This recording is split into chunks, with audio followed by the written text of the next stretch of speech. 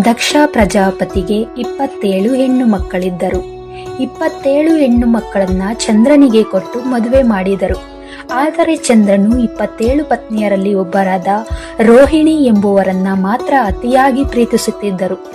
ಇತರ ಪತ್ನಿಯರನ್ನ ನಿರ್ಲಕ್ಷ್ಯ ಮಾಡುತ್ತಿದ್ದರು. ತನ್ನ ಹೆಣ್ಣು ಮಕ್ಕಳ ಅಳಲು ಕೇಳಿ ದಕ್ಷನು ಕೋಪಗೊಂಡು ಚಂದ್ರನಿಗೆ ನೀನು ನಿಧಾನವಾಗಿ ಕ್ಷೀಣಿಸಿ ಹೋಗುವೆ ಎಂದು ಶಪಿಸಿದರು. ಶಾಪದಿಂದ ಚಂದ್ರನು ಕರಗುತ್ತಾ ಹೋದಾಗ ಚಂದ್ರನು ಬ್ರಹ್ಮ ಮತ್ತು ದೇವತೆಗಳ ಸಲಹೆಯಂತೆ ಶಿವದೇವರ ಮೊರೆ ಹೋದರು.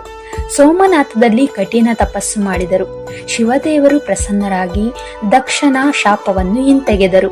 ಆದರೆ ಚಂದ್ರನು 15 ದಿನಗಳವರೆಗೆ ಕ್ಷೀಣಿಸಿ ಮತ್ತು ಮುಂದಿನ 15 ದಿನಗಳವರೆಗೆ ಬೆಳಗುತ್ತಾನೆ ಎಂದು ವರ ನೀಡಿದರು. ಚಂದ್ರನು ಹುಣ್ಣಿಮೆಯಿಂದ ಅಮಾವಾಸ್ಯೆ ಮತ್ತು ಅಮಾವಾಸ್ಯೆಯಿಂದ ಹುಣ್ಣಿಮೆಗೆ ಹೋಗುವ ಚಕ್ರಕ್ಕೆ ಕಾರಣ ಈ ಕತೆ. ಚಂದ್ರದೇವನ 27 ಪತ್ನಿಯರು, 27 ನಕ್ಷತ್ರಗಳು. ಇದುವೇ ಚಂದ್ರನ ನಿವಾಸ.